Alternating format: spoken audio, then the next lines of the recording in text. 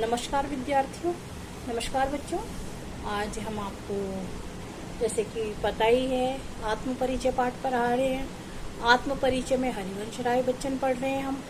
इसकी कुछ पंक्तियां रह गई हैं, बस वही हम आपको कराएंगे और उसके बाद जो है ये पाठ समाप्त हो जाएगा। ठीक है, देखिए बच्चों, मैं और जग और कहाँ का नाता, इसमें 3 बार और का प्रयोग हुआ है। ठीक है, 3 बार मैं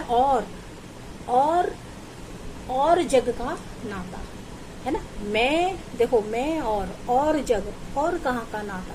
देखो, एक तो मैं अपने लिए प्रयोग हुआ है ना। अन्य, एक दूसरा अन्य के लिए प्रयोग हुआ, किसी और के लिए। और मतलब ये दुनिया से उसका संबंध बता रहा है, अर्थात ये दुनिया कुछ और है और कभी का इससे कोई नाता नहीं है। मैं बना कितने जग रोज मिटता, जग जिस पृथ्वी पर जोड़ा करता वैभव।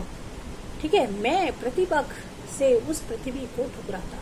देखो बच्चों, इसमें मैंने पहले ही बताया आपको, इसमें मैं और, ठीक है, और जग। देखो, एक मैं का एक अन्य में हूँ, ठीक है ना।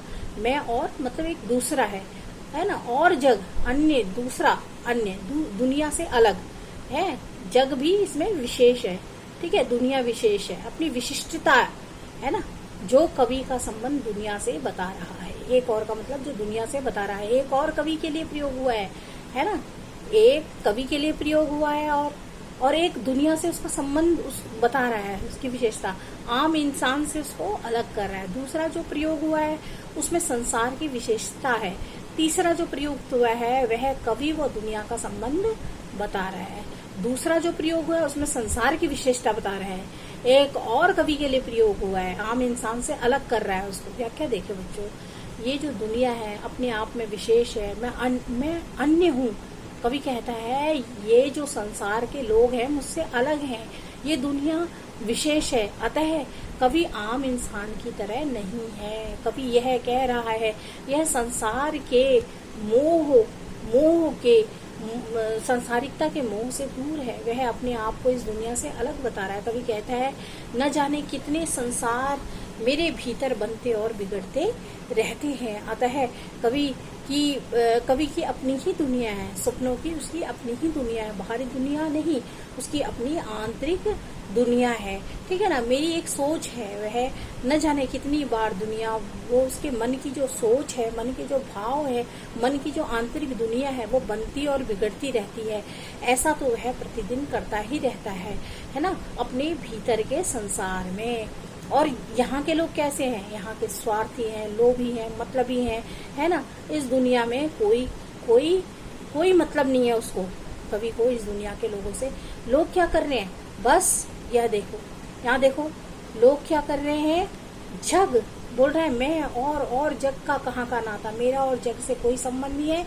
मेरे अंदर एक मेरा अपना ही संसार है सपनों का, जिसे हमेशा एक विचारों की दुनिया है जो मिटती और बनती और मिटती रहती है। जग जिस पृथ्वी पर जोड़ा करता वैभव। लोग क्या कर रहे हैं? नादान लोग, मूर्ख लोग क्या कर रहे हैं?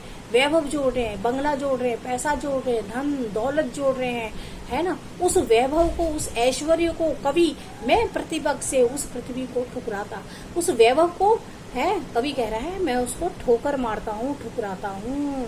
ये कहना चाह रहा है कि इन भौतिक वस्तुओं के पीछे मैं इतना ज्यादा पागल नहीं हूँ। ठीक है, मुझे जीवन का मर्म समझ में आ गया है, प्रेम।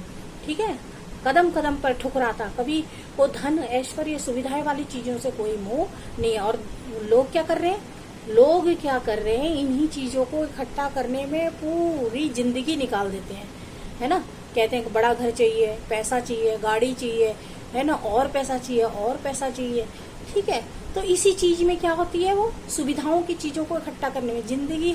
हमें ईश्वर ने इसलिए नहीं भेजा यहाँ पे, हमें कुछ कार्य करने के लिए भेजा है। फिर उस कार्य को जब हम समाप्त कर लेंगे, ऑटोमेटिकली हमें बुलावा आ जाएगा, हम यहाँ से चले जाएंगे। याद रखना मेरी बात को कि हमें कुछ कार्य करने हैं और उस कार्य को करने के बाद हमने वापस फिर चले जाना है। लोग क्या कर रहे हैं? सोच रहे हैं हम यहाँ परमानेंट रहने के लिए आए हैं। परमानेंट कुछ भी नहीं है। याद रखना। इसलिए किस लिए बेईमानी, किस लिए धोखा, किस लिए ईर्ष्या, किस लिए द्वेष। हमें इन सबसे ऊपर उठना है और आगे बढ़ना है। कभी को धन ऐश्वर्य सुविधा वाली चीजों से कोई मोह नहीं है। इस पाठ से हमको सीख भी मिलती है। इस दुनिया के लोग इन चीजों के पीछे सारा जीवन अपना बिता देते हैं। अतः कवि को भौतिक सुख सुविधाओं से कोई लगाव नहीं है, उसे वैभव नहीं चाहिए। वह तो इसे वो प्रतिपक्ष ठुकराता है, इसको ठोकर मारता है। वो इस दुनिया के प्रति वो उदासीन है। विशेष तौर पे शब्द का जो प्रयोग 3 बार हुआ है और शब्द का, इसमें यमक अलंकार है ना। इसमें यमक अलंकार है क्योंकि अर्थ अलग अलग है, तीनों में अर्थ अलग अलग है। एक दुनिया के लिए प्रयोग किया है, दुनिया से अलग के लिए, एक स्वयं कवि के लिए, ठीक है ना। बना पुनरुक्ति प्रकाश अलंकार है, कहाँ का नाता, कहाँ शब्द प्रयोग में आने से प्रश्न अलंकार है, ठीक है। प्रतिपक अनुप्रास की आवृत्ति से, है ना, अनुप्रास अलंकार है। देखिए आगे देखें इसका अगला। मैं निज रुदन में मैं देखिए आगे। मैं निज रुदन में राग लिए फिरता हूँ, शीतल वाणी में आग लिए फिरता हूँ।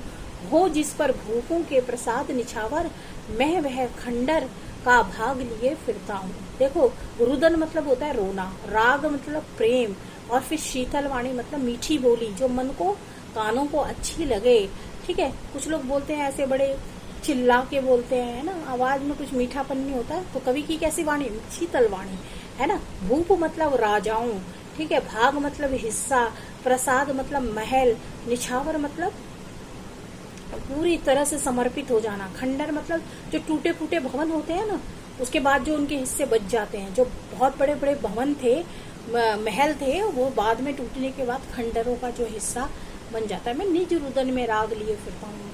कभी जो है अपने निजी रुदन के राग लिए हुए फिरता है, अपने मन की भावनाएं लिए हुए जा रहा है।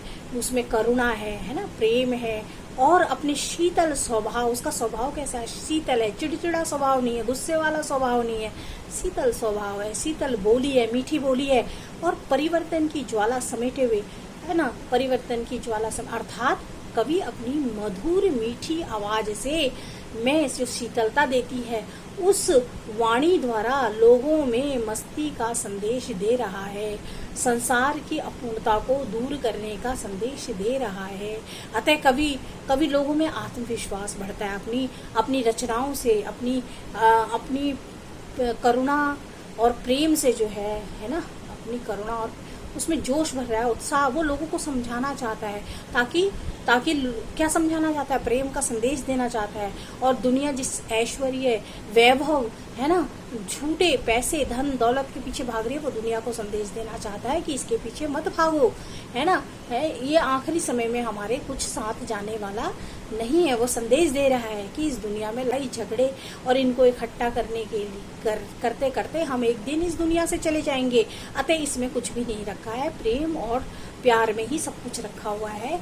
अतः वो ये लोगों को सिखाना चाह रहा है, उनको जोश दिलाना चाह रहा है, उनको ये उपदेश देना चाह रहा है, समझाना चाह रहा है, ताकि दुनिया की सोच बदल सके, है ना। लोग जो स्वार्थी हैं, लालची है, धन और ऐश्वर्य के पीछे भाग रहे हैं, उसके पीछे ना भागे, सच्चे प्रेम, आत्मीयता और शांति को अपनाएं, जो जीवन के लिए सच्चे अर्थों में हमें जीने के लिए चाहिए, ठीक है। अपनी रचनाओं, अपनी कविताओं के द्वारा कवि लोगों को ये समझाना चाहते हैं, ताकि लोग प्रेम से आगे बढ़े। प्रेम लोगों में भाई बंदी बढ़े, प्रेम बढ़े, ठीक है। कवि अपनी संपत्ति जो उसके पास है, जो उसके पास क्या है, प्रेम रूपी संपत्ति है, ठीक है। उसके पास प्रेम के टूटे फूटे हिस्से हैं, है ना। अब बोल रहे हैं ना, भूपों खंडरों, है ना। इसमें ये देखो, ये आया है, इसमें लास्ट वाली पंक्ति देखेंगे हम।